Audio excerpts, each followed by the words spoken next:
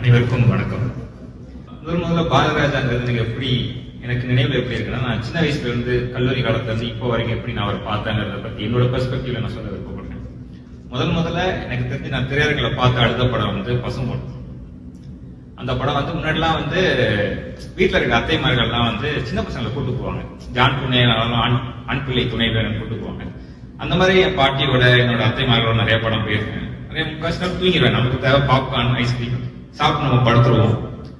அந்த மாதிரி போன படங்கள்ல எனக்கு எப்பவுமே நினைவுல இருக்க படம் பசும்பொன். ஏன்னா அந்த படம் கிளைமேக்ஸ்ல நான் அழுதுட்டேன். நான் அழுகுறேன், எங்க அத்தையும் அழுகுறாங்க. ஏன்னு தெரியல அந்த வயசுல. ஆனா திருப்பி ஒரு விவரம் இந்த கல்லூரி காலத்துக்கு அப்புறம் பாக்குறப்பையும் நமக்கு அழுக வருது. நேத்து இதை பேசணும்னு நினைச்சப்ப எனக்கு அந்த படம் மறக்காது. நேத்தும் ஒரு கிளைமேக்ஸ் ஒரு 1/2 மணி பார்த்தேன். அப்பவே நான் அழுகுறேன்.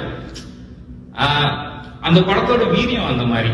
அந்த படத்தை எப்படி நான் ஒரு விவரம் பார்த்தேன்னா, ஒரு சாலை பாய்தலோட ஒரு நீச்சியா தான் நான் பாக்குறேன். ஒரு அம்மா இரண்டாவது, அதுவே ஒரு புரட்சி தான். அழகராஜன் சொன்ன மாதிரி அது ஒரு மிகப்பெரிய புரட்சி. மறுமணம் பண்ணணும் அப்படிங்கறது ஒரு பெரிய புரட்சியா அதை சொல்லியிருப்பாரு. அது ஒரு அருமையான ஒரு பாச போராட்டமா இருக்கும்.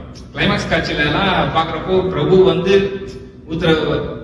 பால் ஊத்தி அவங்க இறந்ததுக்கு அப்புறமும் கூட அந்த காட்சியோட அழுத்தம் வந்து நெஞ்சில அப்படியே இருக்கும்.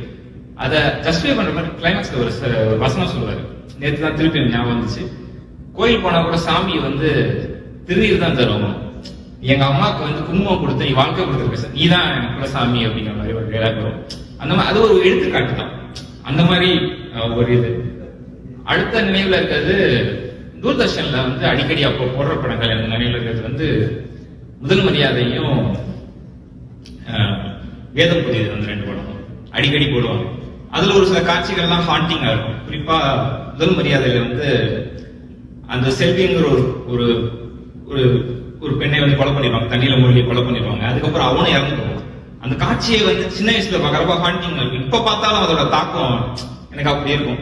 ஆனா இப்போ அந்த படத்தை பார்த்தப்போ அதோட காட்சி அது முழுதும் நமக்கு புரியுது. பட் ஆனா அந்த ஹாண்டிங் இன்னும் போல மனசை விட்டு. அடுத்து வந்து அவரோட பாடல் காட்சிகளை பத்தி எப்படி படமாக்கிறத வச்சு நான் சொல்ல விரும்புறேன். குறிப்பா எனக்கு பிடித்த பாடல்கள் ஒன்று வந்து அந்தி மந்தாரைன்னு ஒரு படம் அவர் எடுத்தது. அது சகியே நீதான் துணை அப்படின்னு. நான் அந்த பாடல் கேட்டுட்டு தான் அந்த காட்சியை நான் பார்த்தேன். அது உண்மையாவே அந்த பாடல் காட்சிகள்லாம் கவிதையா இருக்கும்.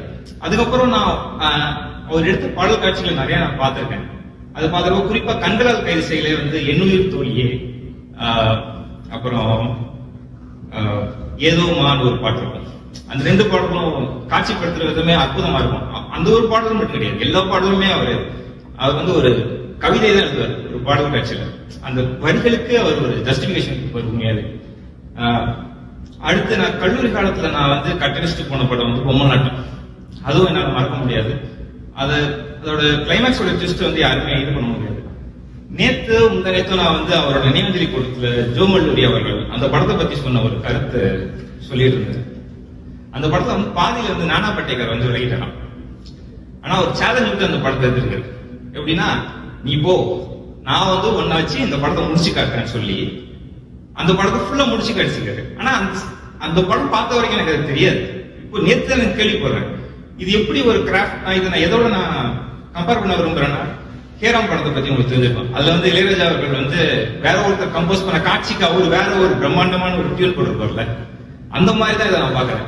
ஸோ ஒரு கிராஃப்ட்ல வந்து உங்களுக்கு ஒரு கண்ட்ரோல்ல இது பண்ண முடியாது. அந்த வகையில வந்து சொல்லணும்னா ஏற்கனவே வந்து அவர் ஒரு பிரம்மாண்டமான ஆளுமை. அடுத்து வந்து அவர் நடிகராகவும் நான் ஒரு சில விஷயங்கள் நான் சொல்ல நினைக்கிறேன். உங்களுக்கு தெரியும், எல்லாருமே இப்ப அதிகமா திருச்சிற்றம்பலம் அப்புறம் நிறைய படங்கள் நடிச்சிருக்காரு. அதுல ஒரு கேரக்டரை வச்சு நான் சொல்ல விரும்புறேன். அப்பாங்கிற ஒரு கதாபாத்திரம். அதை வந்து அவர் வந்து பாண்டிய நாடுன்னு ஒரு படத்துல நடிச்சிருப்பாரு. அதுல வந்து மகனை இழந்துட்டாரு. இயலாமையில பழி வாங்கறதுக்காக துடிக்கிற ஒரு அப்பாவா பயங்கரமா இது பண்ணிருப்பாரு. அதே ராக்கின்னு ஒரு படத்துல இருந்திருப்பாரு.